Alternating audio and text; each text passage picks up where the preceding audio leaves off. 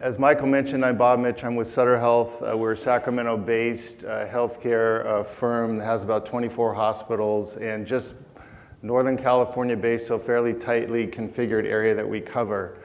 And in 2019, we had two very significant events happen for our organization. We opened two hospitals in San Francisco that were very heavily acclaimed in terms of the way that they were delivered, on budget, actually significantly below budget, et cetera. And there were $2.5 billion worth of construction projects that landed in the city during 2019. And the reason I mention that is because our board of directors actually thought those were less important than what I'm going to talk about today from the standpoint of doing the right thing as an organization and doing the right things for our community. So I will start with our mission, which has become important to us again. And I think when you've been with an organization as old as Sutter Health that has its beginnings in the 1800s in California, you lose sight of the mission along the way. And with our more recent leadership, this has become focus for us again. And my boss actually refers to our responsibility to our shareholder as being the responsibility to the communities and patients that we serve, and talk about it all the times in the context of being our shareholder.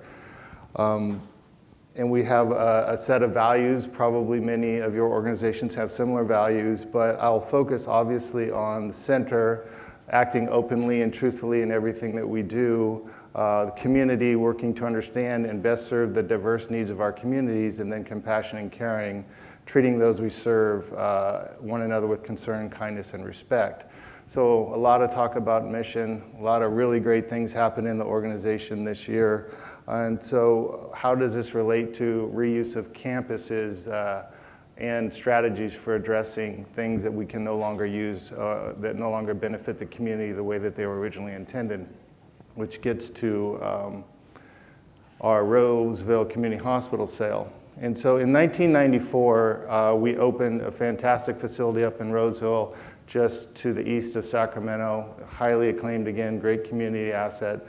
And in 1996, we sold the former site, which was the Roseville Community Hospital site, to an out-of-town developer for $400,000. We did nothing but just turned it over to him. The $400,000 was really a representation of the fact that it was coming to him with all sorts of compliance issues, environmental issues, underground storage tanks, all sorts of things we just handed to them. And so the price was really low even for, obviously, 1996. But in looking back at that, so here is a picture of that hospital in the 1960s. Beautiful architecture. And here is a photo of that facility last week. And it looks effectively the same. The developer had it for a number of years, tried a number of different things with it. He resold it recently, but effectively it looks the same as it did when we sold it in 1996, and it looks the same as when it was operating in the 1960s. So did we, through that action, monetizing that asset, enhance the well-being of that community or understand the needs and serve those needs? Did we create any true economic value for Sutter Health? And did we leave a safe condition for the community? And I would argue in all instances we did not our finest hour. And so there had to be a better way. For those of you who are familiar with California, we've been compelled by the state to replace all of our facilities that didn't meet a certain seismic code. And we've been at that since the early 90s. And we've replaced 8 different hospitals, and we've spent about $6 billion doing it. And so as a result of that, in many cases, we ended up with campuses we can no longer use. In several instances, we built on site and then tore down the old campus behind us or in front of us. But in many cases, we actually had to go to greenfield sites. And so that left us with some assets that we really didn't know what to do with. And so what were we going to do? We needed a better way. Obviously, the economics were important. We are financial stewards, again, to our community and to the organization. So we're not just going to do something silly again like we did in Roseville and just basically give the property away. We really should consider the impacts on our neighborhood as we make these decisions and how they would be impacted by the future state of these facilities. And the environmental condition is important, how we leave these assets and what kind of environmental condition should really be a concern of ours. We created whatever there is there, and we ought to take care of it. And there had to be a better way. So I'm going to go against the trend. As you can tell, this is already the opposite of the low-tech presentations, the high-tech presentations. This is very low-tech. This has nothing to do with Apple or any innovative schemes that involve IT or technology. This is just blocking and tackling at its most basic level. And so we pursued a different way through engaging developers. Also going against the trend, as many of you have talked about not engaging developers, we have decided that we would leverage developers to help us get through this in a better way. And what it really came down to is, we're actually not very good at entitlements, working with jurisdictions to get land use approvals, and developers are really, really good at it. They know how to get through process with the cities and the different leaders, and they know how to hold community meetings. They know how to engage the neighborhoods much more effectively than we do. We're just not skilled at it, so why not leverage that? And so we engaged developers, 2 different developers in the 2 markets that we're going to talk about, to come up with the big idea or the big reuse idea. And in both cases, as you will see, it turned out to be some form of residential or mixed use, but we went through a fairly comprehensive process to figure out the best way to approach it. It started with market analysis that the developers did in conjunction with brokers and other local experts on what would be the highest and best use. We engaged with the neighborhood and the city. I think the developers held, in both instances, between 200 and 400 different community meetings at different times, as little as having coffee with one person to as many as a whole group of people belonging to a neighborhood association, with the ultimate goal of finding the nexus between a good economic decision and what would be the right thing for the community. And I'll be honest, I was initially a little bit resistant to how much they wanted to engage the neighborhoods. I'm feeling like we're going to get into a situation where their expectations are going to be so different from what the right thing to do is from an economic standpoint that we're never going to get there. And they just kept saying, trust me, trust me. As we worked through the process, it really came true. And in fact, the neighbors were, at the end, our greatest advocates as we worked with the cities to finally get these approvals. But the real thing that I would want you guys to think about as you're doing this is the idea of enhancing value pre-sale. Not the Roseville example, but the opposite would be we're going to go through a significant new land use and entitlements process to create a new use of this facility, a new use of this land that's going to be great for the neighborhood, but it's also going to create value for Sutter Health as well. So here is an aerial of the former Sutter Memorial Campus in Sacramento. It's about a 20-acre site, and it had been established in 1938 and had operated on that location since that time until we closed it in approximately 2014. In anticipation of this closing, we actually started working with a developer. The developer was a Sacramento-based developer named Stonebridge, and their focus is entitlements and land use approvals, and they do a fantastic job. So we engaged with them to start looking at this about 2 years prior. And what we ultimately came up with was this, which is a 110-unit residential development called Sutter Park that has a bunch of traditional East Sacramento lots associated with it, as well as some custom lots you see up in the corner in beige, which are selling currently in the magnitude of about $750,000 a lot. And then a bunch of traditional lots that are going to home builders as well, that are selling in the neighborhood of $500,000 to $600,000 just for the dirt. And so it's just been an incredibly positive outcome from an economic standpoint for us, but it also was an incredibly positive impact for the neighborhood. If you'll notice, a lot of the streets kind of just fold into the existing streets. As we pulled up the fences on the perimeter and the walls on the perimeter, you know, we found the ends of streets at different points and purposely made those connections back into those neighborhoods for the future state of this project. All of these lots are now sold except for two, I believe, two random little lots near the front entrance to the property.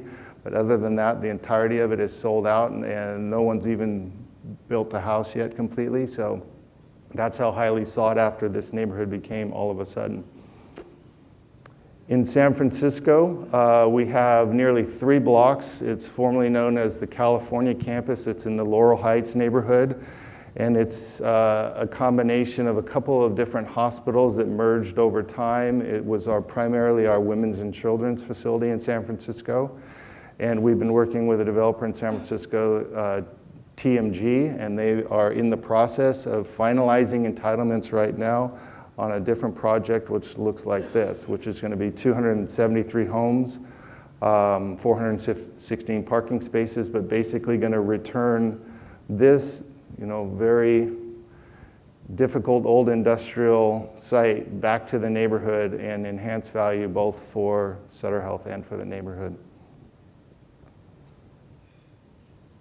So the business deal itself, which we've been learning, continue to learn all along the way. We've done about 5 of these, but the business deal has evolved. Some of the must aspects of the business deal is that you have to stay in until value is enhanced, in my opinion. Otherwise, you're losing the economic benefits of this action. You probably should control the environmental remediation. This is, it'd be my strong recommendation that you would. You could turn it over to the developer, but I think being in control of that throughout it to make sure that it's done well and done completely is really important. On the Sutter Memorial site, we ended up having two underground storage tanks that we didn't know about, a burn pit. We weren't certain where it was located, but we found it. We had a cooling tower that leaked that put chrome 6 into the soil. If you're familiar with the Aaron Brockovich movie, that was all about chrome 6. Well, we had that on this site. We had some strange lead paint surrounding a massive redwood tree on the front of the campus.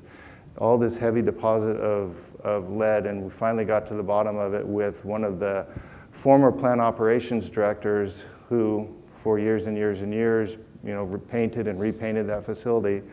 And every time that they painted, they would take their buckets and brushes out to that tree and they'd wash them out. And that's where it happened all. So there's this heavy deposit of lead soil out in the front of the facility. We had a number of different wrecks and we ran them all to ground and completely mitigated the entirety of that site. There are others too, including where we dumped a bunch of silver deposits as we were processing x-rays. But I highly recommend staying in the environmental piece of this all the way to the end. It just really, I think for the neighborhood, created a ton of trust that we were going to see it through and that we were going to build houses on some land that would meet the standard of residential development when we were done. There are some variable aspects. The consultant role only for the developer to process entitlements for you. That's a possibility. We initially started with Stonebridge as a fee developer where they were just going to do land use approvals and then we were going to take it forward and sell it, and I'll tell you why we changed halfway on that in a minute. Partnership with a developer through a certain milestone, whether that's paper lots or actually finished lots, which is where we ended up with Stonebridge.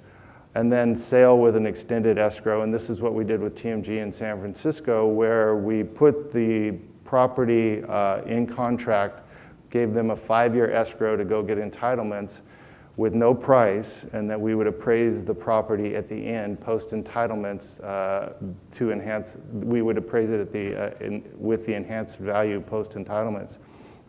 And we're just getting to that stage right now, so I can't tell you with certainty that this was a huge success, but You can see getting those 273 homes on that site is going to create a massive amount of residual land value that we will participate in. Back to my early comment about a consultant role only for the developer, I think that if you're a nonprofit, you have to be careful about how far you take this into development. We started to get scrutinized by our legal department and Ernst & Young, who does our accounting, questioning whether or not we should be acting like a developer when we're a nonprofit healthcare company. And are we getting outside of our mission, and are we creating an opportunity for this to be a taxable event? If we stay in a more passive selling mode, it would not be a taxable event for Sutter, and so we were very, very careful not to cross that line.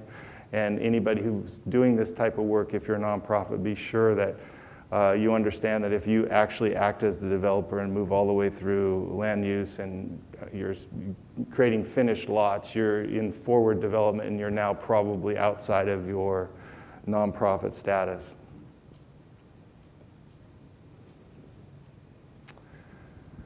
So the business deal specifically for Sutter Memorial, we did entitlements under a fee agreement. The same developer ended up buying the property and acting as the master developer. Stonebridge is a subsidiary of a company called Teichert Construction that does a ton of infrastructure work, streets, sewers, gutters, and so they were just a perfect match for us to go in and do the work to create finished lots. And then we are participating in what we call profit participation model sale, where we participate in the secondary sale to the home builders and the custom lots. So we have a base price that we receive for the property, and then we get any kind of excess proceeds over the base price. We share on a certain percentage. I believe we get about 65% of the sales price for every single sale that happens on the Sutter Memorial campus. And that's turning out to be a home run for us. And we allowed, obviously, Stonebridge and Teichert to deduct for their cost of the site infrastructure from that sale price, and that's representing about 35%. Actually less than that, because there's profit built in for them as well in that 35%. And then in San Francisco, we did a single sale transaction. As I mentioned, it's 5 years to get the entitlements done. We established the sale price once it's got new entitlements, and we deduct for the cost of entitlements. We did not allow TMG to pay themselves for the 5 years. They could only pay third-party vendors, but the cost of all of the third-party work, whether it be designers, entitlement expediters, whoever they were using, traffic studies, that cost was reduced from the sale price, so they could reimburse themselves for that. Some other thoughts, your developer partner should have significant experience in that jurisdiction. And they also need to have an impeccable reputation as well, hopefully in that same jurisdiction. I have found that we've tried to use a developer in one instance who didn't have as much familiarity with a particular jurisdiction and came in and tried to run their process, but was viewed obviously as an outsider, and it was not a clean process, not the same type of situation we had with TMG in San Francisco or with Stonebridge in Sacramento. The community engagement piece is absolutely critical, and I can't tell you how much that has landed positively for Sutter Health. There's been no less than 3 or 4 large news articles in the Sacramento Bee about this project, about Sutter Health specifically acting on behalf of the community rather than on their own behalf solely, and that it represents a model of stewardship that they're looking for from all of their all of their corporations in the Sacramento area. And again, it landed at our board a number of different times. I've had the president of our organization, the chief operating officer, asked me 2 or 3 times to help them present to different boards to talk about it, because everybody's so proud about how the community responded to this. Start early. We have already moved off of the California campus. As I mentioned, we opened the big hospital in San Francisco, vacating this campus, and we're not quite done with entitlements yet, so not perfectly timed. TMG's been on board for about 3.5 years now, And if we really had our act together, we would have had them ahead of that a little bit more, so that this would have been more of a clean handoff to them. In Sacramento, we ended up delaying our partner a bit because we couldn't get off our campus. We kept having a project that wouldn't allow for the final closure. And so that one is timed perfectly, and at one point we thought we were going to be at the bottom of the market and do horribly from an economic standpoint. We actually caught the market in the exact right time.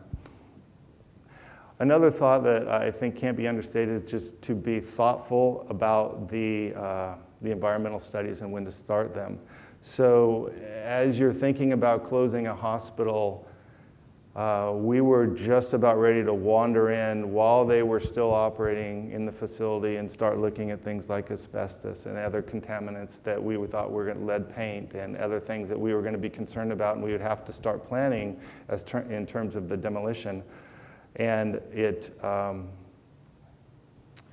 we stopped ourselves just in time, because had we exposed all that information, we would have obviously felt obligated to talk about it around the organization, and we would have put ourselves in a position where we probably would have had people not wanting to work there. So we've just got to think about when you start that work.